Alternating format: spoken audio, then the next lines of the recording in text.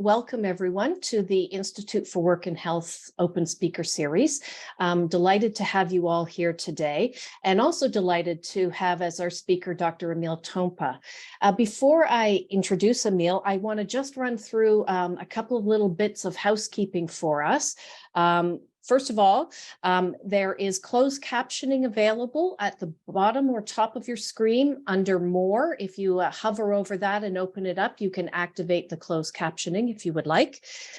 We also would love to have your questions and comments. We'll usually we do this at the end of the talk, and to give us a question, please use the Q&A box and type in your question, and then I'll go through them and present them to Dr. Tompa. I know that you can't see other attendees, but we have a nice crowd here today. We have over 150 people, and so that's terrific, and others are joining as we go along. So let me introduce our speaker today. Dr. Emile Tompa is a senior scientist at the Institute for Work and Health. He holds appointments as an associate professor in the Department of Economics at Master University and as an assistant professor at the Dalla Lana School of Public Health at the University of Toronto. Emile's research interests include the consequences of occupational health and safety design on the health and well-being of individuals and populations. He looks at economic evaluations of workplace interventions and the analyses of disability policy systems. Most recently, he was awarded funding from the New Frontiers in Research Fund to support a 6-year social innovation laboratory called Inclusive Design for Employment Access, or IDEA. And that's focused on skilling up employers to help advance their abilities to tap into diverse talent pools with a focus on disability confidence. Today, Emile is going to talk about skills development barriers for persons with disabilities and the promising practices to address them. And again, we'll have questions at the end of the talk. Dr. Tompa's slides will be available, and a recording will be available of the presentation for those of you who are interested. It takes a few days, and then we'll get that all up. And we welcome your questions and comments at the end of the presentation. Over to you, Emile. Thank you, Monique. And it's a pleasure to have this opportunity to speak about this study, which was undertaken in the spring of last year. The title is here on this slide. It's a report that we undertook for the Office of Skills for Success at Employment and Social Development Canada. And I just want to give a shout out to Chris Verco, who oversaw the project at the ESDC end. And I just want to mention that he's a fine person to work with. I really enjoyed doing this project with his team, and I hope he's here with us today. This project is a team effort. I have the co-investigators involved in this project listed here as well. So I really want to emphasize the fact that we all contributed substantially to the development of this report. And I particularly want to give a shout out to a couple of my colleagues who have since moved on to the Federal Public Service, Amir Mofidi and Basil Saudi, who I hope they're here with us today as well. They're fine young researchers, and I hope they're doing well in their careers at the Federal Public Service. This project, as I mentioned, was funded by the Office of Skills for Success, Employment and Social Development Canada. And I have a link to the full report here on this slide and also on the last slide. And I really encourage people to have a look at the report. I really can't do justice to this body of work because it's quite extensive, and I only have about 20-30 minutes with you here today to do the presentation. So do check out the report if you have the chance to do so. Okay. Just a bit of background about the Institute for Work and Health, who we are. Okay, so just a bit of project background. The motivation for this project was that there's currently very little information on the foundational and transferable skill levels of persons with disabilities. And obviously this information is really critical to better understand the way forward and how to best support advancement of foundational and transferable skills. So we were tasked by ESDC to explore this issue for persons with disabilities across all types of disabilities and across Canada, and really also looked at the international field in this space to better understand what other countries are doing to help advance foundational and transferable skills for persons with disabilities. The study set out to address knowledge gaps through both a literature review that served a couple of purposes, and I'll get into a little bit of detail about the literature review, but I'm really going to focus on the key informant interviews that were the really crux of the knowledge we gathered from the field that I think have a lot of valuable insights to offer, and I'll be focusing primarily on those key informant interviews. But there's 4 research questions that are at the center of this study for both the literature review and the key informant interviews. And the 4 questions are: what do we know about the foundational and transferable skill levels and employment outcomes of persons with disabilities? What are the main barriers faced by persons with disabilities to increase their skill levels and further integrate to the labor market? What are some of the proven or promising practices or avenues to address these barriers? And also, as much of this research has focused on in the post-COVID time period, how has COVID-19 pandemic affected the skills development and labor market barriers for persons with disabilities? I'm going to speak primarily to the questions 2 to 4, which is where the focus was for the key informant interviews. This one slide is the only slide I have about the literature review. There's a lot there. So I really encourage people to have a look at the full report, because it's a great resource of literature that we drew from both peer-reviewed and gray literatures. So it was a rapid review methodology we undertook, and it really focused on the first 3 questions of our 4 study questions. The sources that we looked at for the deep dive into the peer-reviewed literature was PsycInfo, ABI Inform, Scopus, and then we also did an extensive internet search for gray literature. We created a really great resource of 63 articles that we cataloged by country, study, type of disability, the research question that addressed from our 4 research questions, and also the standard citation information. So that's a wealth of information unto itself that is available in the full report. We also identified through our gray literature searching 12 surveys that assess the skill levels and employment outcomes of persons with disabilities.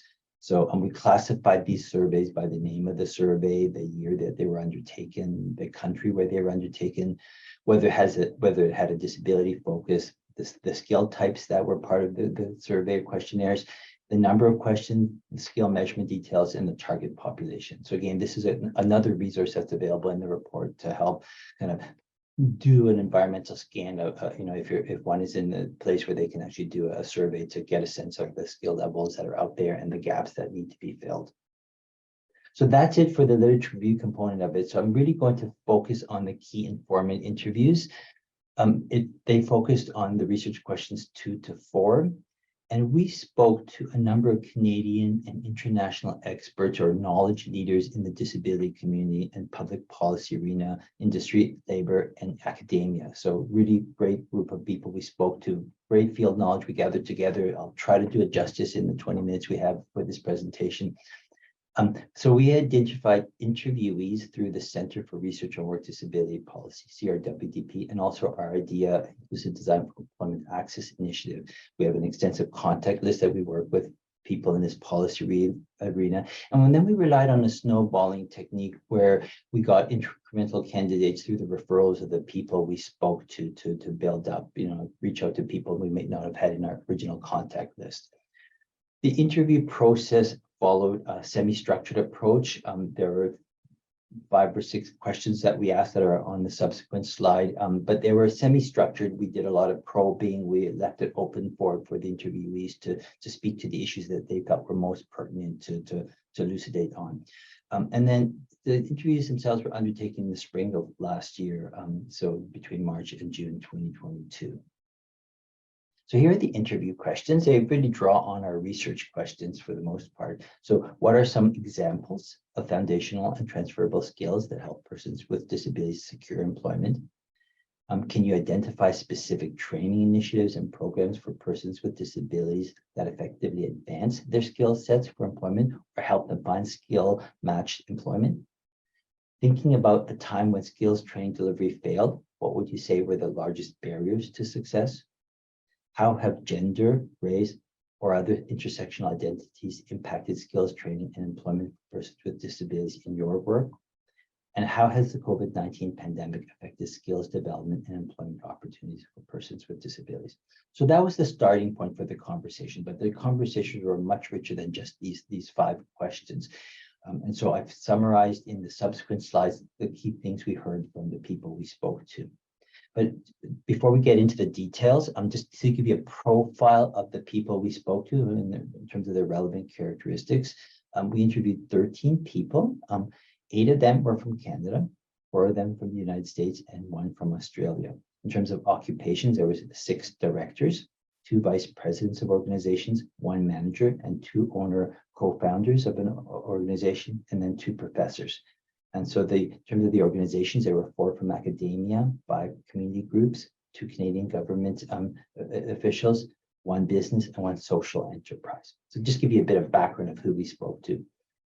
Okay, here is a summary at a high level of some of the themes we heard. And they're sort of prescriptions for the way forward or things to look out for how to design these programs in a better way. They touch on individual, organizational, and systems level considerations. And for each of these themes that we identified, I will break it down into a little bit more detail in the subsequent slides. So the first one, mainstreaming training opportunities. We heard a lot about that the need to have these programs be part of the mainstream rather than hiving off this population into specialized programs that are catering specific to their needs, because they really need part of the mainstream at all levels, starting from secondary education to post-secondary education. The second theme, contextualize foundational and transferable skills training.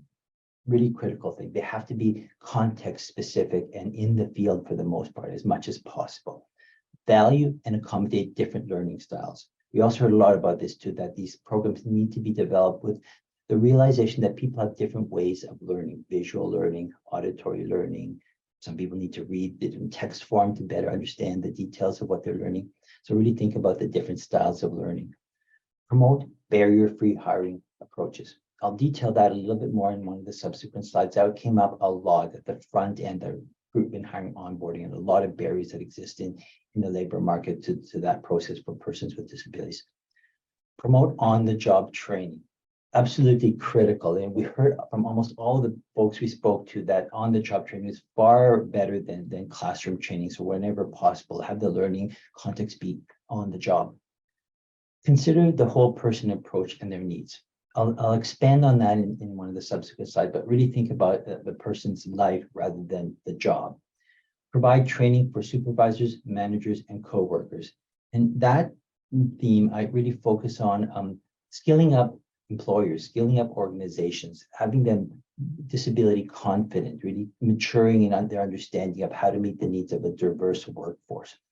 And then support career, mentorship, and advancement rather than helping them find a job. So mainstreaming training opportunities. So really critical for society to adopt a social model of disability where everybody should have an opportunity to participate, be included in the labor market, and feel like they belong there and have the agency to make the choices in their career paths. Barriers exist at all levels of the educational system due to the view that persons with disabilities are unable to work. So early on in their lives, they are treated as if the opportunities are limited for them in the labor market. So a lot of emphasis was given to beginning the promotion of opportunities to work in the labor market in secondary school and continuing to post-secondary education. What we heard was oftentimes persons with disabilities are not encouraged or even given an opportunity to take on part-time jobs or summer jobs or internships in high school and post-secondary studies. And many people spoke about how critical this was, having early experience of labor market participation. So persons with disabilities really need to be integrated to the mainstream to avoid them being pigeonholed into programs with low expectations. Right? There's strong evidence, and this was emphasized by several people we spoke to, that youth and young adults who have work experience during their studies are substantially more likely to find a job and be successful in the labor market. So really critical to encourage them to have these opportunities, participate in part-time jobs while they're doing their educational pursuits, because those people were much more likely to be conditioned to understand and navigate the world of work and anticipate that this is a normal process of their career path. Contextualized foundational and transferable skills training. So one of the people we spoke to mentioned that skills may help persons with disabilities secure employment if they focus on soft skills, also accessibility skills, learning to navigate environments and systems to get the most out of them, and then also technical skills, so the specific skills required for a particular job. But focusing solely on advancing skill sets of persons with disabilities is often misdirected, as they don't necessarily lack skills, right? This came up a few times by several people we spoke to mentioned this, just the assumption that they lack skills is misguided. Their abilities are on a bell curve like any other subpopulation that we see in the labor market. So just to assume that they lack skills and that's the reason that they can't find employment is sometimes misguided, because there's obviously barriers to employment opportunities exist, even for the most talented people that we see amongst this population. So really, sometimes what we need to think about is how we can fix the system rather than focusing on the person and their skill sets. So better to explore job matching based on existing skills and interests. These people have skill sets oftentimes, and capitalize on those skill sets, identify a job where they can expand them, then skilling up the individual with a specific job opportunity in mind, and then promote honing existing skills rather than thinking that they lack skills. Okay, just a small quote about the short-sightedness of some training programs. They are training first sometimes when what's needed to be examined are what are the actual skills required and how do they prepare a person to be able to pivot from one position to another to gain the skills they need to have a lifetime of employment, as opposed to fulfilling this particular gap that an employer may have right now. They are essentially creating disposable workers. So really get away from the thinking that you're trying to get them a job and fulfill the needs of a specific employment opportunity with a specific employer, but thinking about their career paths and getting them ready for those career paths, really focusing on their interests, their skill sets, and their aspirations. Value and accommodate different learning styles. Absolutely critical. Need to accommodate these different learning styles in all educational programs, from secondary to post-secondary institutions. Different learning styles really aren't meant to be viewed as deficits. People are different, and we need to speak to those variety of different learning styles in order for these programs to work for those people. Much of the discussion in this area touched on neurodiversity and the need for different approaches in the delivery of curriculum. There's a lot of cognitive strengths with populations from neurodiverse group. Cognitive differences should be seen as a gift. If they're aligned with a task in a particular field, they can really be very, very valuable to an organization. And somebody just mentioned that these cognitive gifts make them so effective at their jobs. So really capitalize on their skill sets and their gifts. Promote barrier-free hiring approaches. So at the front end, this was a big issue of recruitment, hiring, and onboarding, and a number of barriers, multiple barriers that are created by conventionally hiring practices. Emphasis was given to online platforms for resume submission that are often very challenging to navigate, and screening software that biases against persons with disabilities, often filtering people who may have some gaps in their CV in terms of absences from the labor market or other kinds of issues that sort people out of the job candidate pile. And oftentimes these are clearly understandable when people take a break from work for whatever reason, health reasons or educational pursuits, and you really don't want to pre-screen against these people because sometimes they have really great talent and skill sets to offer an employer. Move away from focusing on resumes and interviews. We heard a lot about this, focus on assessing the person's strengths and capabilities, particularly for neurodivergent populations. Give them the opportunity to show what they can do rather than speak about what they can do. Consider task-based assessment processes. really valuable way to identify and have the opportunity for people to show what they can do. And these approaches are really interesting. When we spoke to some people about these methods, they're not specifically for persons with disabilities nowadays. They're spilling over into the general process of recruitment, hiring, and onboarding. I know ourselves with some of the recruitment I've been doing for our inclusive design for employment access, we've consistently given task-based opportunities for people to demonstrate their skill sets. And it's a great way to have people show what they can do, because some people just aren't great conversationalists, but have lots of talent to offer. This is an approach being promoted in some sectors. An approach being promoted in some sectors is on-the-job testing for 2 to 3 weeks to observe both technical and soft skill capabilities.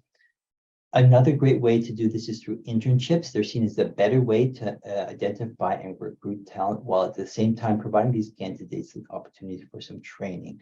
And one person spoke to an approach that they described as the portfolio approach. This is done in larger organizations, particularly in the tech sector, where you have multiple interns working concurrently to develop their skill sets, to show what they can do, and invariably there'll be a higher probability of one of those people being long-term employees for that organization.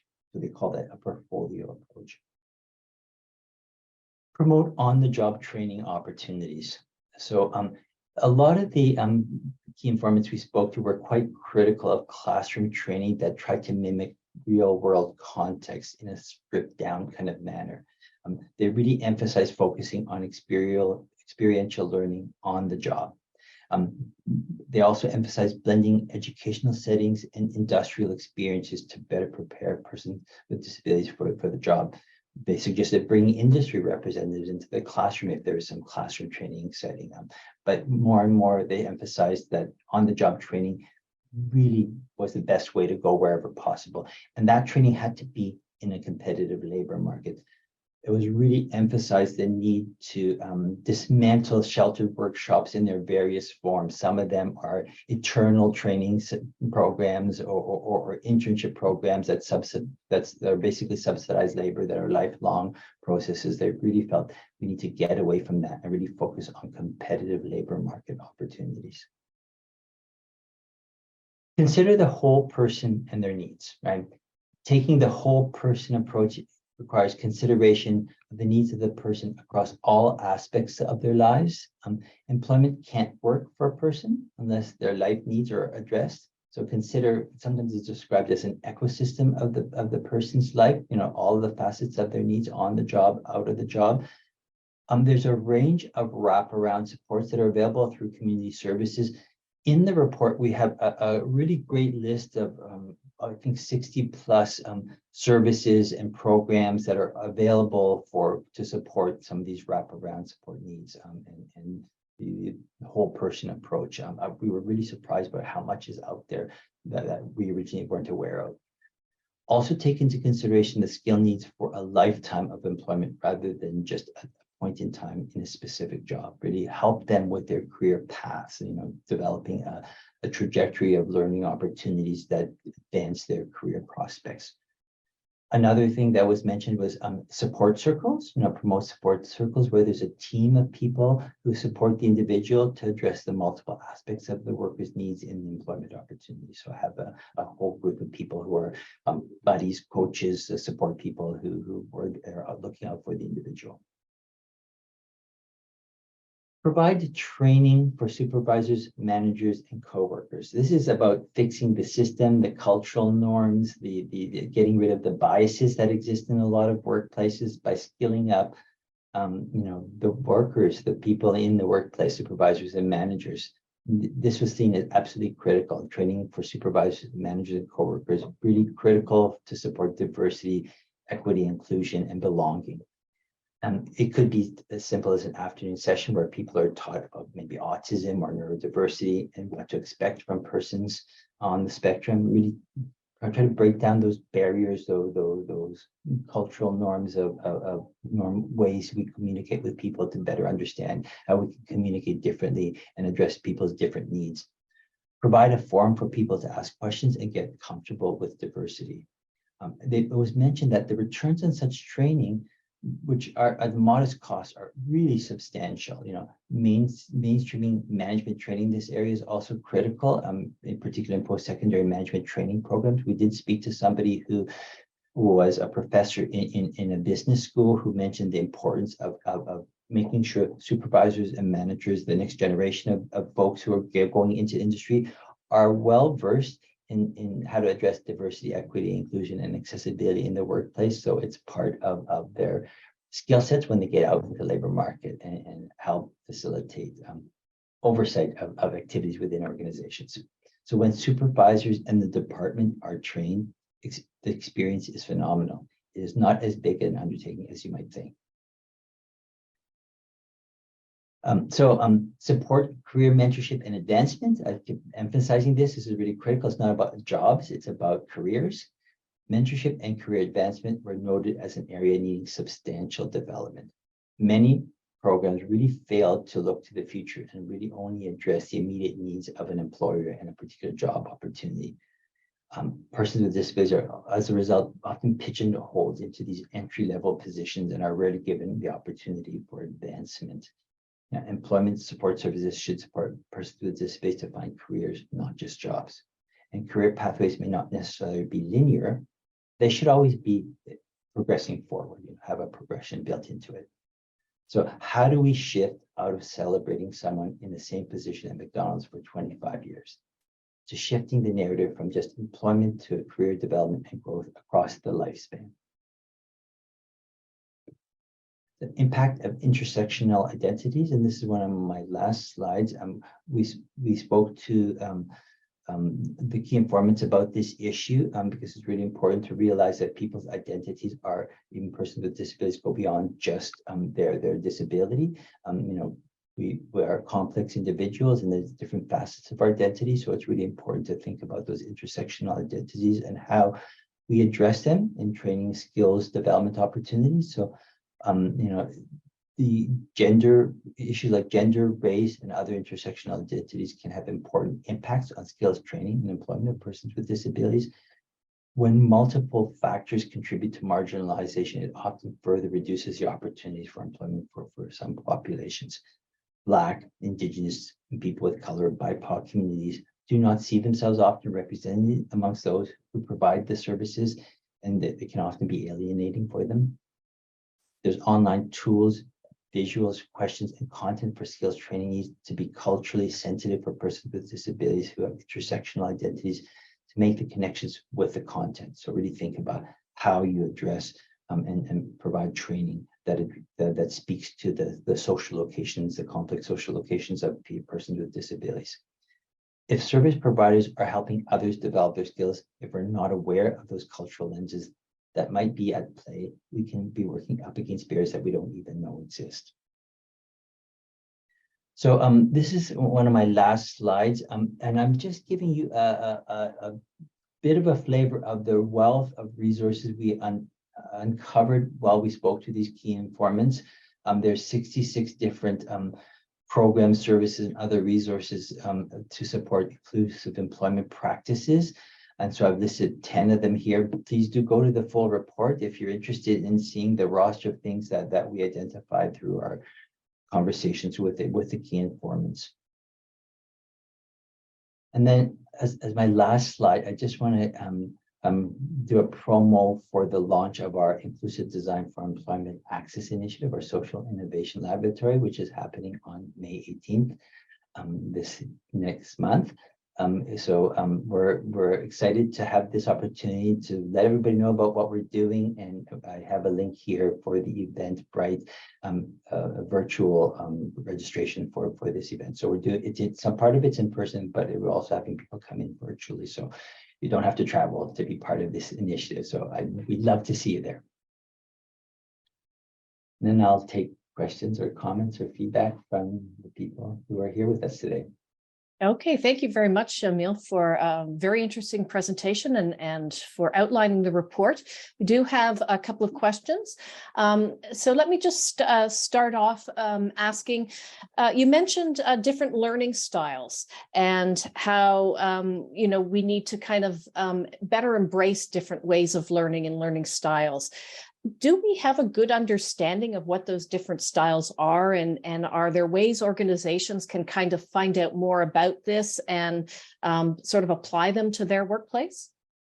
Very good question. Yes, there is a lot of work being done on how to cater to those different learning styles. So yes, there are some references in our report as well. I think it's really critical for educators to be aware of them and realize that you need to provide formats that work for different audiences. And we also have another layer to deal with now, because a lot of training is done online through Zoom and other platforms, I think, and that adds another layer that needs to be taken into consideration. Some people learn better in person. Some people are comfortable with the online learning formats. Some people are visual, some people auditory, some people like to read the text to better understand the details of what they're learning. So you can have these mixed formats that speak to the different needs of different learning styles to ensure that everybody's needs are addressed or learning styles are addressed. I think that's absolutely critical through primary, secondary, post-secondary educational systems and any kind of specialized training opportunities. We need to think about this at the front end to make sure that the training and tools and resources that are provided speak to those different needs. And I do think there's a good literature around there how to do that well. Okay, thank you. Did any of your key informants themselves live with a disability, or did you get the perspectives of people living with disabilities as part of the report? Yes, good question. Yes, we didn't ask, but just I'm familiar with some of the people who we spoke to who identify as persons with disabilities. Yes, some of them had family members who are persons with disabilities. Some of them have worked in that policy arena for many years. So it was a roster of people who have firsthand experience, either directly or through their work. Okay. A couple of people are interested in some of what you were talking about, sort of the task-based assessment processes, hiring an individual to work for 2 to 3 weeks to kind of assess skills. Are there dangers here that people will feel that they're being exploited for free labor, or that perhaps they are paid, or that the demands are excessive compared to what would typically be done for hiring a person without a disability? Yes, that's a good question. They certainly have to be designed with the in mind that you're creating an opportunity for a person to also hone some of their skills, like an internship. Definitely have to be paid. Nobody should be giving free labor to any organization. Definitely should be paid opportunities, internships. Sometimes longer is even better, so that they have an opportunity to advance those skills. But certainly, there's different ways of doing it. The context really matters. The kinds of sector occupation that it's in. In the tech sector, they often did 3 to 6 month internships. Some of the work that we've done is just like 2-hour assessment tasks that are given. Some of them are over multiple days, but certainly you go forward with those kinds of approaches with clear information on what they serve and what to expect, what the candidates should be expecting from them, kind of thing. And wouldn't, if there's not a defined commitment for it to be a permanent job that should be expelled at the front end. So definitely respect the candidates' needs, desires, and help them become better at what they do through some of those internship programs, even if they don't stay with the organization. Okay. Do you have any strategies, or did your key informants talk about any strategies to recommend to combat ableism in the workplace? Yeah, definitely the thoughts around that I shared around skilling up coworkers, supervisors, and managers to realize some of those unconscious biases that they may have in how they communicate, how they interact with their colleagues, to learn a diverse set of ways of communicating, to really focus on the diversity in the workplace and make sure everybody has a sense of inclusion and belonging. So really that capacity building on the employer side, on the coworker side, supervisor, manager side is absolutely critical. We need to create a new normal, culture change that is more inclusive and accessible and inclusive of the diversity of people's needs that are in the labor market. So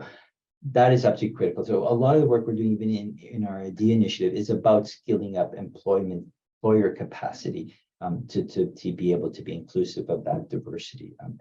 And that's a journey, I guess. At the front end, it might be, like you were saying, just an afternoon conversation, an hour-long session about, what you might expect from people coming with different skill sets and different abilities, and how to get the most out of those relationships you built up in the workplace and the teams that you work with, and respecting people's needs and for different ways of communicating. So I think that leads well into the next question, Emile. We have someone who's interested in whether you can point us to training resources for supervisors and managers that have been validated or have been demonstrated to be effective, or is this really something that your new work idea is going to focus on? Sure. And particular, sort of it's nice to say we should do this, that, and the other, but something more concrete tactics and indicators. Let me think about how I can phrase this. We do point people to resources, within our report that we heard people speak to. We can't speak to how much they've been tested for their reliability, consistency, in ability to address the kind of issues that they help people navigate. There's some of them have been around for quite some time. Especially Sterna was one of them I can think of for neurodiverse populations that has built up a roster of programmatic type offerings that has been in the field for quite some time. I can't speak directly to what research background supports their robustness, but certainly I'm sure that some of that information may be available from the various websites that we point people to.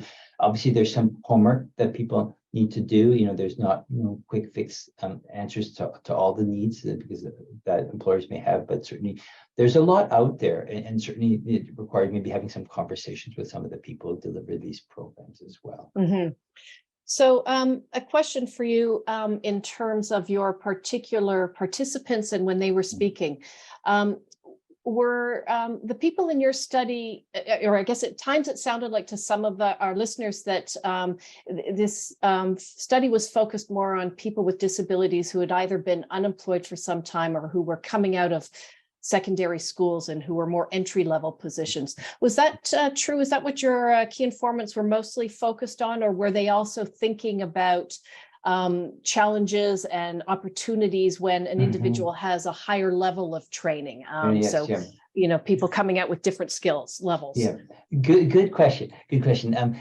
Certainly there was a lot of discussion about the front end barriers, because without people getting into career paths, it's hard to speak to a lot about some of the barriers that they might experience when they're further advanced in their careers. But there was a lot of commentary and emphasis on the need to think about career paths, mentorship, advancement opportunities, that thinking about advancing in their career. So that journey was really emphasized a lot, that should be thought about at the front end when you're thinking about providing opportunities for persons with disabilities to when they first enter the labor market. That's the mindset that's taken to it. But the specifics of some of the challenges once people are further advanced in their career, I have to admit we didn't hear a lot about that. I think because there's such low levels of employment among some of these populations that getting them into jobs, the recruitment, hiring, onboarding was what we heard a lot about, and some of the challenges there, and making sure that they're on a journey to advancing in their careers, getting the right kind of mentorship and coaching and opportunities to develop their careers. But certainly a lot of the emphasis was at the front end, but not exclusively, but certainly a large part of it was what we heard people speak to. Okay, thank you. A couple of different questions is about different aspects of intersectionality. Some individuals were wondering if you will be able to put some focus on perhaps the different job experiences and challenges that come with urban versus rural kinds of living situations, or age, disabilities that are acquired over time. Do you have interest in looking at issues related to urban, rural, or age as you move through life course kinds of changes? Definitely very much warrants exploration. we didn't hear anything specific about urban, rural in this inquiry, but certainly I've heard about that. Just the maybe the different set of options that are available in different geographies was really something that I've heard in other work that I've done, and just access to services and wraparound supports that may be not available in some geographies, urban, rural versus maybe different parts of Canada kind of thing. So definitely an important thing to think about. The age factor, nobody mentioned that I can recall currently about the specific issues at different points over the life course, but certainly definitely worth exploring, because later onset disabilities are really something that warrants attention. The workforce is aging, the population is aging, so more and more we'll be having to think about how we can maintain engagement in the labor market as the population ages, and also the emphasis of staying in the world of work longer, as our life expectancies are extended, or because population health is improving overall, and we'd want to think about how we can do that in a good way that capitalizes on people's skill sets and is rewarding for them and meaningful, that they can contribute in the best way possible. And I would only add there also, Emile, that there are some studies at the Institute for Work and Health that have looked at life course issues for an age. And so looking at particular challenges that younger workers with disabilities might face, looking at perspectives of older workers. So I would recommend to anyone who's listening today to look at some of those studies that we do have at the Institute, and we have had some talks about that as well.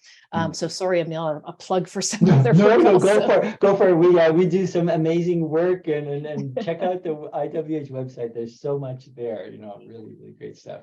Yes. So another question, are there certain industries, tech, finance, retail, communications, that you're sort of noting seem to have a better record of hiring or training people with disabilities? If someone asked you with a disability, where should I go? Where are people forward thinking? Are there particular areas? I can't speak broadly, but from the people we spoke to, there was a lot of reference to the tech sector, and some of the efforts for really focused neurodiversity hiring programs and initiatives that were used as examples of new ways of doing things, in terms of the recruitment, hiring, onboarding, the portfolio approach that I mentioned, of the whole person approach, that I think that comes from some efforts in the tech sector in particular, but they're broadly generalizable. So maybe just the demands for talent there have been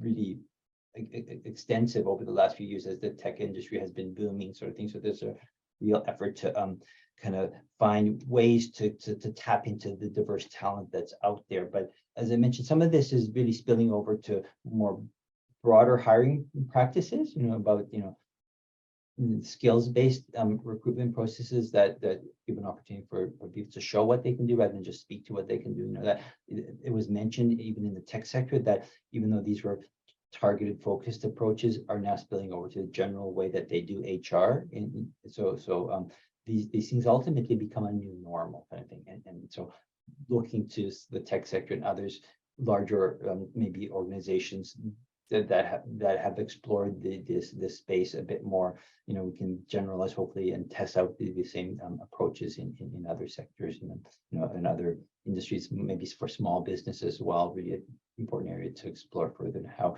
we can distill some essential learnings that can be applied in the small business sector as well. Right. And I think this is a related question. Are we coming to a greater understanding of the benefits of this kind of idea employer training being facilitated by those with lived experience, or is this still occasional places are dabbling in this? Like, how far away are we from this becoming more of potentially the norm than the exception? Okay. Good question. I guess we see champions out there, that are doing a great job or trying new things, trying to create a new normal. There's a lot of dialogue, discourse on this topic in the employment field. So people are speaking and thinking about it. It's really promising to hear people really wanting to do things differently, and just need the help on better understanding how they can do that sort of thing. So it's super promising that people are really having a dialogue about this issue, about creating a new normal, and the win-wins that can be had from it. That tapping into that talent is something that organizations have a huge stake in. Because there's labor shortages out there, yet oddly, we still see underemployment and unemployment in certain populations. So there's clearly a desire to build up that capacity, and it's a journey for organizations. We need to think about. I touched on the Scheme Forum spoke about even creating training curriculum for the next cohort of supervisors and managers that are going out into the world of work through, who are taking management programs in post-secondary education. Creating that new normal where everybody has opportunities and agency and can think about what they would like to do in their jobs and in their careers, and have the choices there to make possible to them, because we're developing the curriculum that speaks to different learning styles. We're mainstreaming all of these educational opportunities. We're focusing on on the job training and creating opportunities early in people's career paths to develop some of those skills that they're and work in those areas that they're interested in exploring, kind of thing. That's a journey, I think. And the fact that we're having this session here today, and that the people we spoke to who are super excited to share what they know about this space, and have been working in this field for quite a number of years, some of them, that's super promising. But they really emphasize the need for capacity building on the employer side, and not so much focusing on getting people job ready, but focusing on the employer's ability to recruit, hire, onboard, and retain that talent, and creating those opportunities for training and skills enhancement in the workplace. So that's it's the cultural kind of consciousness of need for changes is there, I think, and we just need to kind of build up that knowledge base on how to do that well. Which so someone has pointed out, that a lot of this also should be applied to people who perhaps have suffered a workplace injury, and sort of long-term disability impacts, and also, our professionals like occupational therapists. Are the professions changing in terms of what they're looking to provide people so that they can better address some of these issues when they're working with clients in rehab, or in terms of working with injured workers? Are you seeing those changes?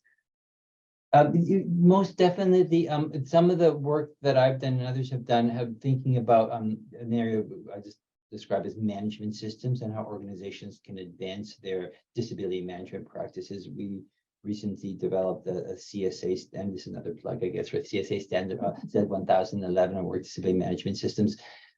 It speaks to the existing workforce and late onset of disability due to work-related injuries and illnesses, as well as stuff outside of the work that affect people's health, but also recruitment, hiring, and onboarding of persons with disabilities. I think the generic principles for best practices around accommodation of the diversity of talent and needs and abilities, it speaks to both late onset, work-related, not work-related, as well as congenital and early onset of disabilities, and other conditions that may affect the way you need to do your work and differently, kind of thing, from the what we consider normal, kind of thing. So, and the idea that we need to kind of create a more inclusive design approach to how the world of work is constructed, both the physical world and as well as the social world, the systems level kind of aspects of the world of work as well, that's inclusive of that diversity. So inclusive design is spoken to a lot about in this space, that considers the diversity of people, so that the norms are encapsulate the whole range of abilities and talents and needs. Someone has commented that people with disabilities often, as you know, have very diverse accommodation needs. This is not a one size fits all. It's not always training. It's sometimes just ways to, help do the job better. Do you have some thoughts about how we make sure that we have an inclusive and comprehensive accommodation model? Accommodation processes can take a while and so on. Good question. I'll do some other plugs maybe too. But we're just tying up an inclusive employment standard with the Accessibility Standards Canada that will be out for public review shortly. One of the things we emphasize there, and even in the disability management system standard, what they say is a person-centered approach. That you're focusing, on the person, and I guess sometimes you described it as a yes by default. Don't assume, ask, ask the person, this jointly kind of managed process where the worker, needs to be part of the process and has the best understanding of what their needs are and work with them to find something that meets their needs. If you're focusing on the person and you're really looking to make it work, that there's always a solution, and just don't assume, right? And work with the person. And so the very person-centered approach, I think, is the best way to go. And we've done these kinds of accommodations sometimes by necessity with COVID-19 and working from home. We realize the potential of doing things differently. We're maybe apprehensive, of things unknown and of how to do things differently until we're forced to. But we realize that there you can be creative and find ways to make it work. Working from home, flexible work arrangements, whatever it might need, to accommodate people's different abilities, and needs. And so it's just that getting past that fear factor, I guess, at the front end, that this is the way we've always done it, right? And I think that's all you might know. And sometimes, just that traditional way of thinking is what one of the biggest barriers. So getting past that kind of norm of this is the way we do it kind of approach. And that was mentioned by one of the people we spoke to who did a lot of case study work in the tech sector and found that sometimes the biggest challenges were maybe supervisory managers' know-how and skill sets that were old school kind of thing and traditional, and they weren't really receptive to different ways of doing things. Mm-hmm. And I'll maybe give another plug, Emile, for work at the Institute. The ACE team, which you're a part of, has a job demands and accommodation planning tool. And so people may be interested in that as well to look at, and maybe we can type that in the chat. Because someone has asked that there are these other toolkits and supports. Do you have plans to kind of try to collate or include some of these other materials in what you do going forward to build on them? Definitely. One of the principles of our inclusive design for employment access initiative idea is to draw on all the great work that's out there already rather than reinventing the wheel, and just bring it all together, so that people can find it readily kind of thing. I was really surprised when we were speaking to the key informants for this study, how much is out there that maybe many people don't know, but I was really surprised about some of the wraparound support services that are available to support the whole person approach, the ecosystem approach. There's a lot of great stuff out there, and particularly I mentioned the kind of leading kind of stuff that the tech industry is doing, and that's where we heard a lot about some of those supports for neurodiverse populations that are there for helping them, with budgeting, finances, nutrition, even, things like that, finding a home, if you're moving to Silicon Valley or something like that, to some other city where you're going to be based, and leaving kind of your support network behind kind of thing, that you need to think about those needs that are outside of the workplace, and employers are realizing that their need to be savvy and knowing where to point people to get these support. They may not always want to be directly involved in it themselves because they want to keep that separation between the person's personal life and their professional work, but certainly help them find those support services they need. Some of them can be funded by the employer if the employer has the capacity to do that kind of thing, but there are great services out there, and it's just learning about that. And so we are hoping to pull some of that together through our work in IDEA, so that it's a one-stop place. You can find some of those things rather than having to do a study of the sort we did to figure out what's out there. Right. And we probably only have time for one or two quick questions. But I just want to say to anyone who has additional questions or comments, please do reach out to Emile after the talk. And I know he'd be happy to hear from you. So before we finish up, though, just a couple of more questions, I think. Sure. The term disability confident was new to some of our listeners. Is this a term that's being widely used by workplaces today? Yeah, you hear it more and more, and we've tried to coin some way of kind of elaborating on what that means. It's really about feeling that you have the know-how of what to do, for different people's needs. Not necessarily that you do it all yourself, right? But that your comfort level is there, that you know where to go to get this wraparound support service or point people to where they might find some of those things.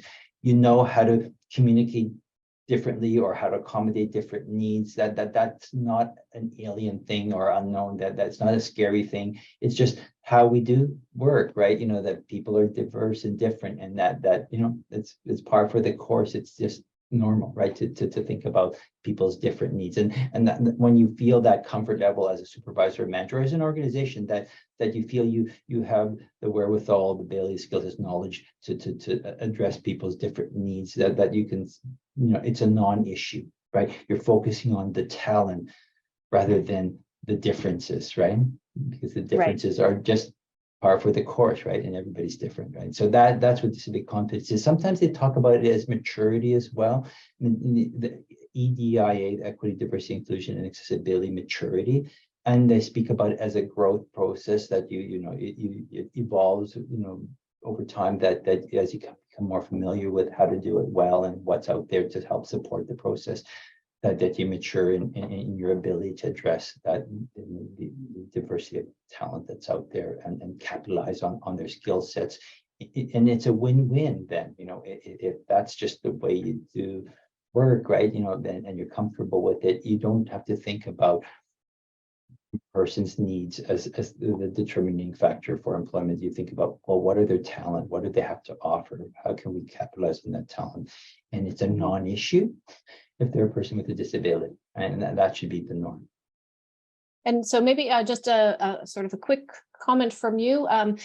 Some people interested in whether the report or idea, your new work, will help people find places where organizations can go to, it's very expensive to get a coach for 3 weeks. Are there things people can do right now, places they can go to find that out, or even people who are working who may never have been, for example, diagnosed as being neurodivergent, but are now thinking differently about their skills. What will you be doing in some of your work to kind of address some of these? Good. Now, I can't speak to the whole range of things we identified in terms of services, but certainly some of them are free of charge, or they're not front-end costs because they're provided by different social enterprises or community groups and things like that. But there is also, particularly for neurodiversity, a neurodiversity hub. It's a peer-to-peer support system that employers, universities, educational institutions, different organizations around the world are involved in to provide peer-to-peer support. And for that population, particularly neurodiverse population, there's quite a bit of stuff that's out there to support organizations to be better at addressing the needs of the neurodiverse population.